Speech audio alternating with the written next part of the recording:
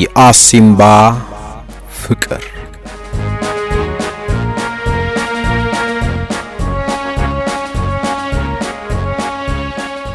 ጸሐፊ ካህሳይ አብርሃ ብስራት በኢትዮ ሜዳ የቀረበ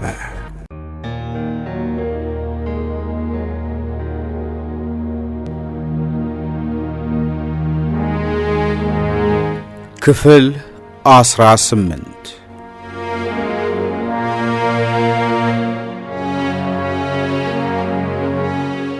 በተከዜው ጉዟችን ላይ የአየር ወለድ አባል የነበረው መቶ አለቃ ፍጹም ገና ከዳሞ መንቀሳቀስ ስንጀምር አንስቶ የጋንታ አመራሮችን ለብቻችን እየሰበሰበ አንዳንድ የወታደራዊ ስልጠናዎችን ይሰጠን ነበር። ጂዶ፣ ካራቴ፣ ድምጽ በሌለው መሳሪያ መጠቀም፣ ጠላትን በማፈን ማስቀረት፣ ለተወሰነ ጊዜ ትንፋሽን መሰወር፣ እንዲሁም የሰወርነውን ትንፋሽ መመለስና የመሳሰሉትን አስተማረን። የመቶ አለቃ ፍጹም ጠንቃቃ፣ ጥሩ የሆነ ወታደራዊ ዕውቀትና አቋም የነበረው ጓድ ነበረ። ከአምባራ ተነስተን ስንጓዝ ውለን አንድ ቦታ አደርንና ተከዜን በጠዋት ለመሻገር በሌሊት መንገድ እንድንጀምር ተደረገ። ምናልባትም በረሃማ የአየር ሁኔታ በመሆኑ ፀሐይዋ ከመበርታቷ በፊት ቁልቁል ወርደን ዳገቱን ስንወጣ እንዳንደክም ተብሎ ይመስለኛል። ደን የበዛበትን አካባቢ ያለፍንና እስኪነጋ ድረስ ተጓዝን። ወደ ተከዜ ወንዝ ስንጠጋ አብደላ ከእኔ በፊት ያልፍ ስለነበረ መነጋገር ጀመርን። በአበራ ጣሰው ምክንያት ብዙ ተጨቃጭቀን የነበረበት ሁኔታ ገና ስላልበረደልኝ ሆነ ብዬ እንደገና ነሳሁበት። የኛ የፖለቲካ ጉዳይ ኃላፊዎች ለሕዝብ ነው የምንቆመው እያላችሁ ታስተምራላችሁ፣ እናንተ ግን ሕዝብ ሲጮህ ዝም ትላላችሁ። ከፊውዳሎች ጋር አብሮ መሆን ምንድነው ስንል ዝም እንድንል ታደርጉናላችሁ። ዓላማችሁን ምን ያህል እንደምታውቁት ያጠራጥራል እያልኩ የተቋጠረ ብሶቴን አወረድኩበት። እርሱም መናደዱ ቢያስታውቅም ምንም መልስ አልሰጠኝም። መልስ ስላልሰጠኝ ደግሞ የበለጠ ተናደድኩኝና ሌላ ማናደጃ መንገድ መፈለግ ጀመርኩኝ። ሌላ ደግሞ ልንገርህ፣ እናንተ የፖለቲካ ጉዳይ ኃላፊዎች ወያኔ ጠባብ ነው፣ በመደብ ትግልም አያምኑም ትላላችሁ። ትናንትና ግን በመደብ ትግል እናምናለን ሲሉ ሰማናቸው ብዬ ተናግሬ ሳልጨርስ ዝም ብሎ የነበረው አብደላ አንገቱን ቀና አድርጎ መናገር ጀመረ። አንተ እኮ መጀመሪያም ተሳስተ ነው ወደኛ የገባኸው አለኝ። ያንን የተናገረው የትግራይ ልጅ ስለሆንኩ መሆኑን አውቄያለሁ። እኔ ተሳስቼ አልገባሁም፣ አንተ ነህ የተሳሳትከው አልኩትና ትንሽ ተጨቃጨቅንና እኔም እርሱም ስሜታዊ እንደሆንን ተለያየን። ከዘንዶ ከእባብና ከአዞም እንድንጠነቀቅ እየተነገረን ተከዜን ተሻገርን። መጀመሪያ ዋና በደንብ የሚችሉ የተወሰኑ ጓዶች አሰሳ ካደረጉና አካባቢውን ዞረው ካጣሩ በኋላ ነበረ ሌሎቻችን የተሻገር ነው። ከዚህም በተጨማሪ ሌሎች ጓዶችም ወደ ዳገት ላይ ወጥተው ሽፋን ሲሰጡን በስተጀርባ በኩል እንዲሁ ሌሎች ጓዶች ተመድበው ተጠንቅቀን ነበር ያለፍነው።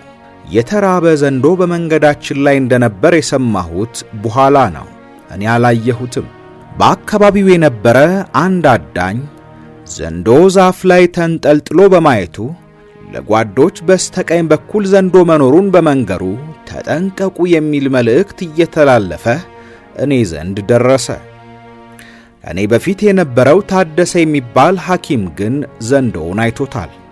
የመጨረሻ መስርዕ ማለትም የሰልፉ መጨረሻ ላይ ስለነበርኩኝ እኔ ስደርስ ዘንዶ ቦታውን ለቆ ሄዶ ነበረ።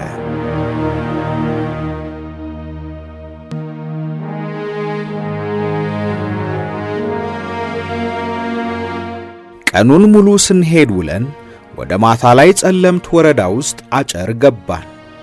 አጨር እንደገባን ከቤገ ምድር ጓዶች መጀመሪያ ያገኘነው አባ እያሌው የሚባል የክፍለ ሕዝብ አባል ነበረ። አባ እያሌውን በአካባቢው ላይ የሚሰሩ 4 የሚሆኑ ብረት የያዙ ገበሬዎች አስከትሎ አገኘነው። በሁለተኛው ቀን ጦር ሰጌ ገባን። መግባታችንን ሲሰሙ የቤጌ ምድር ጋንታዎች በሙሉ ወደኛ መጡ። ብዙ ሽፍቶች ይዘው ነበረ። ከሽፍቶቹ የነጠቋቸው ከብቶችም ነበሯቸው። በመሆኑም በሬዎች አረዱልንና ከጎንደር ጓዶች ጋር ስንቀላቀል በትልቅ ድግስና በመዝሙርም በታጀበ ሞቅ ያለ መስተንግዶ ነበረ። ከዘመርናቸው መዝሙሮች ውስጥ ኢንተርናሲዮናል የዓለም ሠራተኞች ተባበሩ የሚለው መዝሙር በትግርኛ በአማርኛና በኦሮምኛ ተዘምሯል። እያንዳንዱ ሌላ ቋንቋ የሚችል ጓድ በቋንቋው ይዘምራል። በዚህ ምክንያት የቅልቅላችን በዓል የደመቀ ሆነ። በዚህ አይነት ሁኔታ ለ3 ቀን ከቆየን በኋላ በጉዞ የደከመውን ሰውነታችንን በደንብ አሳርፈን ታደስን። ከቅልቅሉ ረፍት በኋላ መጀመሪያ የተንቀሳቀስነው ወደ ዲማ ገበያ ነበረ። ዲማ ገበያ ሄደን ሀገር ያስቸገሩ የተባሉ ሽፍቶችን ያዝንና በቁጥጥራችን ሥራ ቆይተን ከ3 ቀናት በኋላ ችሎት ወይም ትሪቢዩናል ተቋቁሞ በሽፍቶቹ ላይ የዳኝነት ውሳኔ ተላለፈ። ዳኝነቱ ዲማ ላይ እንዲሆን የተመረጠበት ምክንያት የቆላው ምድር ከደጋው ጋር የሚያገናኝ ትልቅ ገበያ ስለሆነና ብዙ ሕዝብ ስለሚሰበሰብበት ነበረ። እያንዳንዱ ሽፍታ ወደ ገበያው ተወስዶ ግርፋት የተወሰነበት ተገርፎ በይቅርታ የሚታለፈው በሕዝብ ፊት ምሕረት ጠይቆ አብዛኛዎቹ ተለቀቁ። የተቀሩት ከባድ ወንጀል የፈጸሙ የተባሉትን ደግሞ ከኛው ጋር አስቀርተን ይዘናቸው ሄድን። አዲስ ሰላም ገባን። ከአዲስ ሰላም እንደታለፈ በስተምዕራብ በኩል ገደልና ጫካ ነው። እሱን አልፈን ወደ ግልቤና ሄድን። ግልቤና እንደደረስን ሞት ተፈርዶባቸው የነበሩ ሽፍቶች ፍጻሜ ሆነ። ከግልቤና ቀጥሎ ጉዟችን ወደ ድልበዛ ነበረ። ድልበዛ የበየዳ ሥላሴ ዋና ከተማ ናት። ከግልቤና ተነስተን በጣም ብርዳማ የሆነ አንድ መንደር አደርን። ብርዱን ለመከላከል ሌሊቱን ሙሉ እሳት እያነደድን ነበር ያደርነው። በሌሊት ተነስተን ለ7 ሰዓታት ያለማቋረጥ ተጉዘን ራስ ዳሽን ተራራ ፊት ለፊት በስተደቡብ በኩል ያለውን ተራራ ወጥተንና ወርደን አፋፉ ላይ ደረስን። የራስ ዳሽን ተራራ ጫፉ በጉም የተሸፈነ ነው። ይሄ ተራራ በከፍታው ከኢትዮጵያ ትልቁ ተራራ ከአፍሪካ 3ኛ ሲሆን ከፍታው ከ4550 ሜትር በላይ ነው። የራስ ዳሽን ሌላው መጠሪያው ራስ ደጀን ይባላል። የሰሜን ተራራ ፓርክ የሚገኘው በዚህ ክልል ውስጥ ነው። በዚህ ፓርክ ደግሞ በኢትዮጵያ ብቻ የሚገኙ እነ ዋልያ ኢቤክስ፣ ጭላዳ ባቡንና የሰሜን ቀበሮ የሚገኙበት ቦታ ነው። የተራራው ሰሜናዊ ክፍል በተከዜ ገባሮች የተሸረሸረ ነው። በስተምዕራብ በኩል ደግሞ ሌላው የ4510 ሜትር ከፍታ ያለው የባቱ ተራራ ይገኛል። አፋፍ ከደረስን በኋላ ከተራራው በታች ወርደን ድልበዛ በቀን ደረስን። ወደ ከተማው ስንገባ የፖሊስና የወረዳው ባለስልጣኖች በከተማው ውስጥ አልነበሩም። መምጣታችንን አስቀድመው ሰምተው ስለነበረ ሸሽተው ሄደዋል። የወረዳ ገዢው ግራዝማች ናደው በዛው እንደወጡ ወደ ኢዲዩ መቀላቀላቸው ይነገራል። ወታደሮቹ ግን የሄዱት ወደ ጃና ሞራ እንደሆነ ሰማን። ከተማ ውስጥ ለ2 ቀናት ቆይተን የቅስቀሳና የማደራጀት ሥራ ከሠራን በኋላ ወደ ጃና ሞራ በኩል ሄድን። ጃና ሞራም እንዲሁ ለ2 ቀናት የፖለቲካ ቅስቀሳ አደረግን። ከሕዝቡ መካከል ሌሊት እየተሰባሰቡ እኛን ለመውጋት የሚማከሩብን መኖራቸውን ስለሰማን በጥንቃቄ ነበር የምንንቀሳቀሰው። እኛ ወሬው ቢደርሰንም እነርሱ አንድ ነገር እስካላነሱ ድረስ በእኛ በኩል ምንም ላለማድረግ ወስነን ሁኔታውን በሰላም አለፍነው።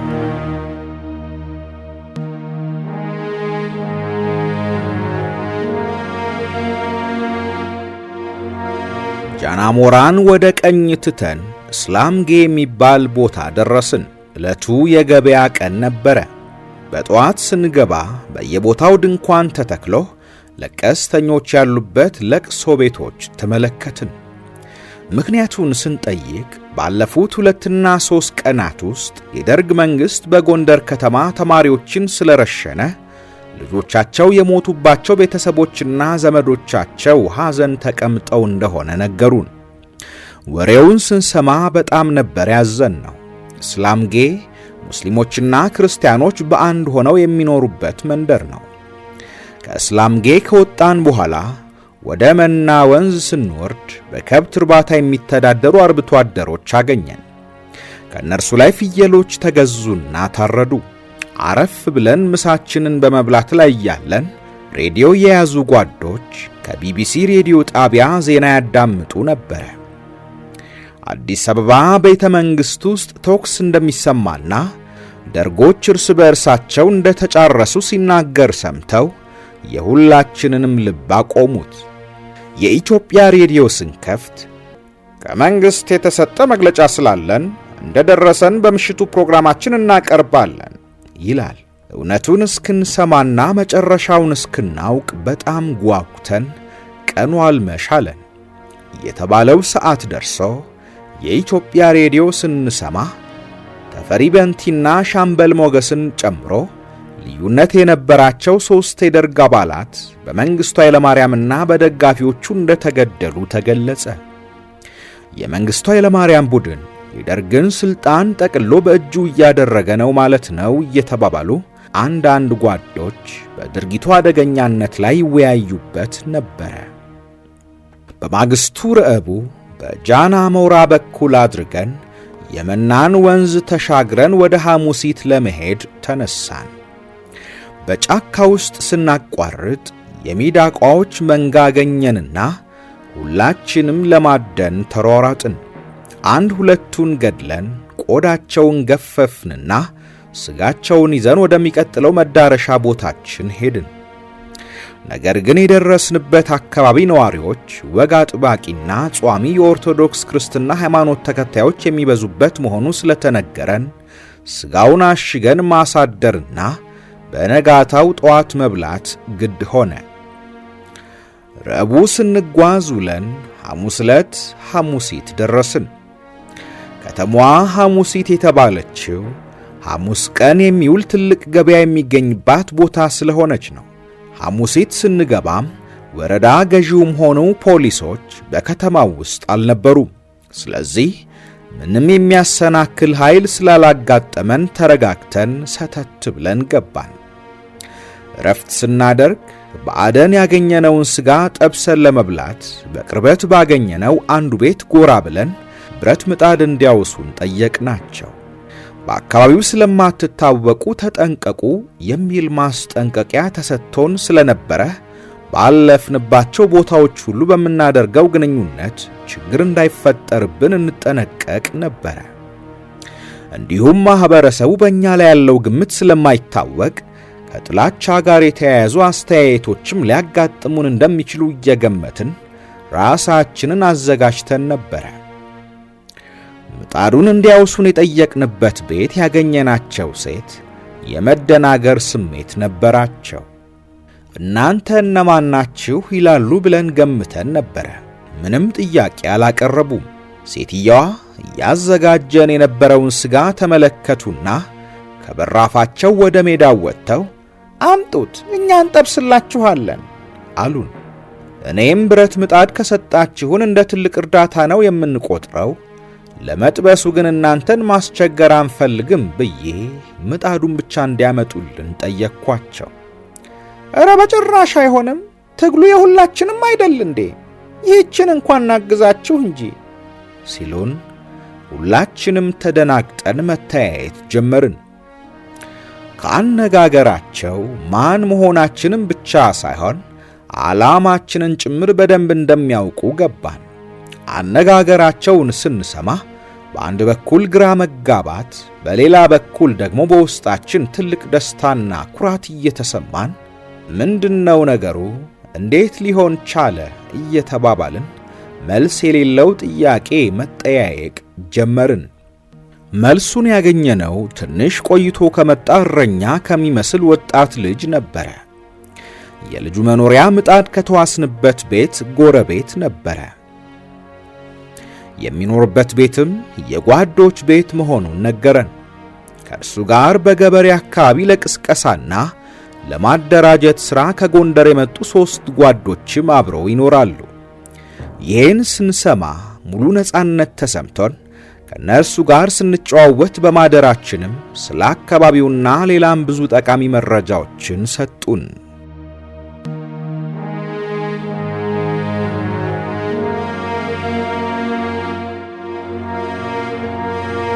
አርባያ ከሐሙሲት በኋላ ኃይሏ ለተለያየ ወታደራዊ ተልእኮ በሁለት እንድትከፈል ተደረገና በሁለት አቅጣጫ ተሰማራን። ኃይል 3 በሁለት ተከፍላ ከጎንደር ጋንታዎች ጋር በመሆን በአርባያና በእብናት ለተሰጣት ተልእኮ የተንቀሳቀሰችው ጥር 29 ቀን ነበረ። በኃይል 3 ስር ከነበሩ 3 ጋንታዎች ውስጥ 2 ጋንታዎችና ከቤገ ምድር 1 ጋንታ ወደ እብናት፣ በኃይል 3 ስር የነበረ 1 ጋንታና ከጸለምት 1 ጋንታ ተጨምሮለት 2 ጋንታዎች ደግሞ ወደ አርባያ እንድንንቀሳቀስ ተመደብን። በጌትነትና በእኔ የምትመራው ጋንታ የተመደበችው አርባያ ሲሆን በዳዊትና በኃይለ ማርያም የምትመራ የጎንደር ጋንታ አብራን ነበረች። ለእብናቱ ተልእኮ በዋና አዛዥነት የተመደበው ግርማይ ነበረ። በፍሱህና በሰቦቃ የሚመሩት 2 ጋንታዎች ደግሞ እብናት ተመደቡ። ለእብናት 3 ጋንታ የተመደበው ከአርባያ የበለጠ ርቀት ስለነበረው ይመስለኛል። ወደ አርባያ የተመደቡት አጠቃላይ ዋና አዛዥ ኃይሌ ቀጭኑ፣ የፖለቲካ ጉዳይ ኃላፊ ጌዲዮን ሆኑ። እብናት የተመደቡት አጠቃላይ አዛዥ እስክንድር፣ የፖለቲካ ጉዳይ ኃላፊ ደግሞ ሽፈራው ነበረ። ሌሊቱን ሙሉ ተጉዘን አርባያ ስንደርስ ጨለማው እየገፈፈ መንጋት ጀምሮ ነበረ። መንገድ ላይ ያለን ዳዊት የሚመራት ጋንታ ከፊት ቀድማ ትሄዳለች። የኔ ጋንታ ደግሞ ከኋላ ነበረች። አንድ ወንዝ ስንሻገር ዳዊት ከጋንታው ወጥቶ ወንዙ አጠገብ ይጠብቀኛል። ከዳዊት ጋር አብሮ አደግ ስለሆንና በጣም ስለምንቀራረብ እንደሚጠብቀኝ ስመለከት ምን ሆነ ብዬ ደንግጬ ነበረ። ስደርስ ምን ነው ዳዊት፣ ምን ሆንክ ብዬ ጠየቅኩት። እኔ የዛሬ ተልኮ ነገር ምንም ደስ አላለኝም አለኝ። ለግማሽ ሰዓት እያወራን አብረን ከሄድን በኋላ ወደ ጋንታው ወደፊት ቀደመና ተለያየን። ከተማው ከመግባታችን በፊት አንድ ተራራ አለ። ከተራራው ቀጥሎ ሰፊ ሜዳ ይገኛል። ተሻግሮ የአርባያ ከተማ ነው። ከተማው ከመድረሳችን በፊት ትንሽ ረፍት ወሰድን። በእረፍቱ መካከል አመራሮች ተሰበሰብንና ምን መደረግ እንዳለበት ወሰንን። ምክንያቱም ወደ ከተማው አካባቢ መድረስ የነበረብን ሳይነጋ በሌሊት ነበረ። ከተነሳንበት ቦታ ያለውን ርቀት ለመገመት ስለተቸገርን ምቹ ባልሆነ ሰዓት ነበር የደረስነው።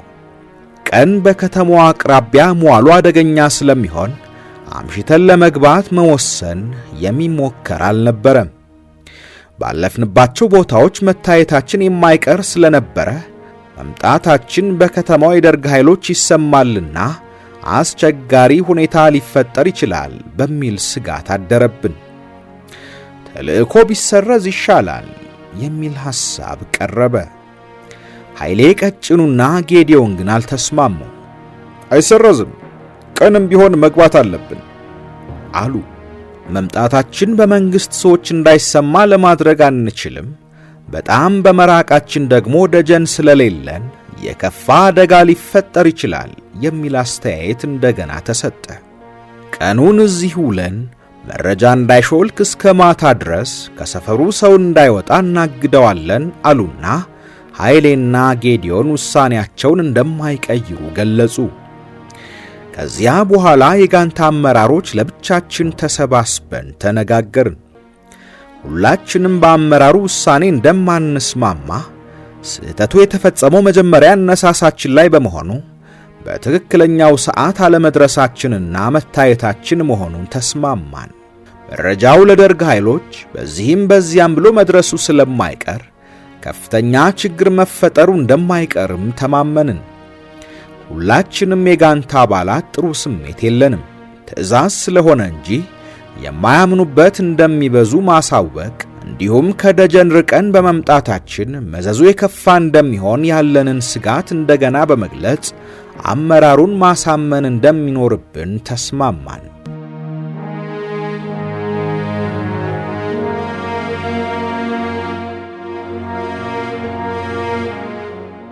ይህንኑ ሐሳብ በመያዝ ከጎንደርም ሆነ ከአሲምባ የመጡት አብዛኛዎቹ አባላት በተልእኮ መቀጠል ላይ ያላቸው እምነት የተሸረሸረ መሆኑንና በውሳኔውም ቅሬታ እያሰሙ ስለሆነ ተልእኮ ተሰርዞ ብንመለስ ተመራጭ እንደሚሆን ነገርናቸው።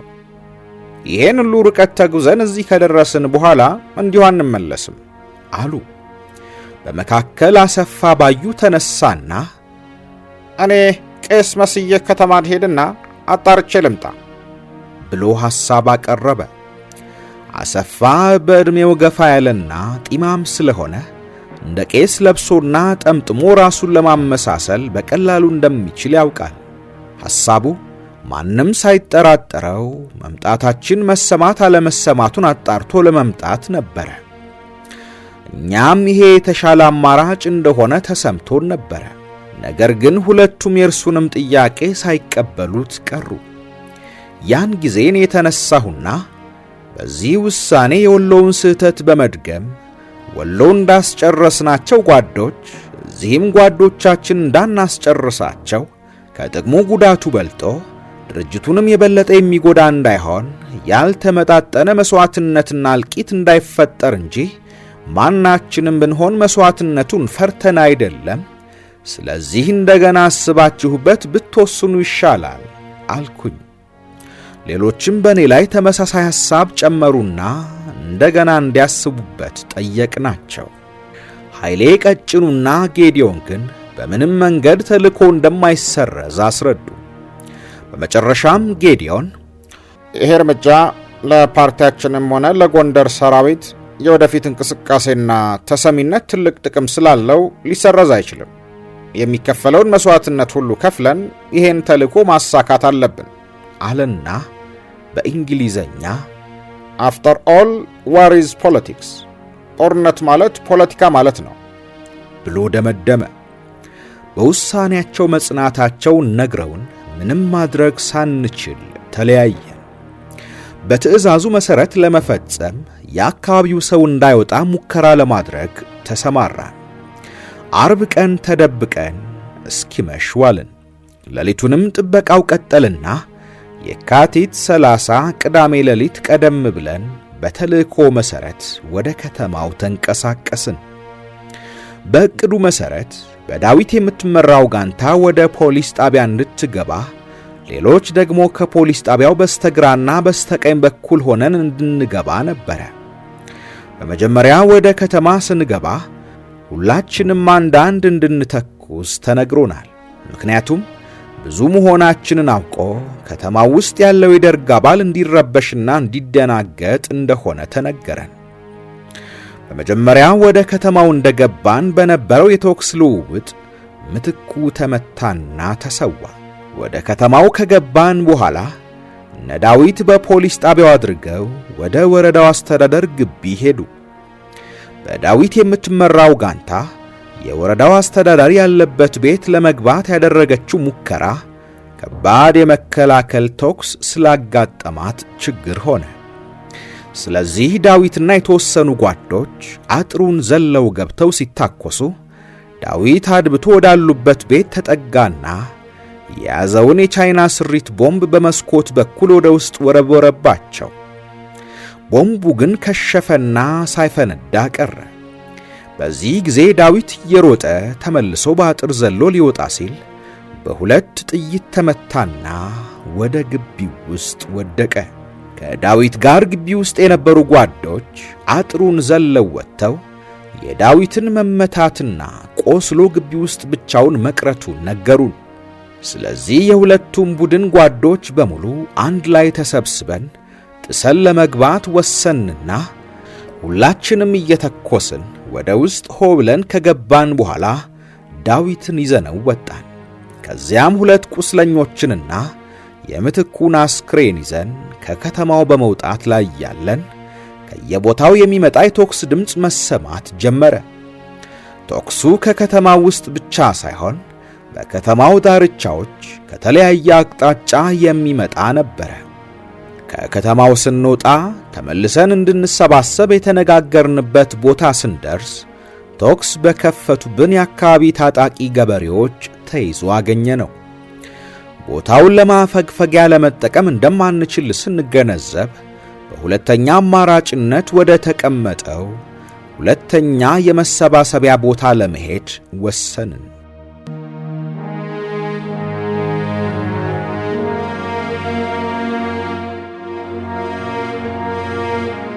ውድ የኢትዮሜዳ ቤተሰቦች የአሲምባ ፍቅር መጽሐፍ ትረካ ክፍል 18 አብቅቷል። በቀጣይ ክፍል 19ን ይዘንላችሁ እንቀርባለን። ውድ ቤተሰቦቻችን ቻናላችንን ሰብስክራይብ፣ ላይክ፣ ሼር እንድታደርጉ ሐሳብና አስተያየቶቻችሁንም እንድታጋሩን በአክብሮት እንጠይቃለን።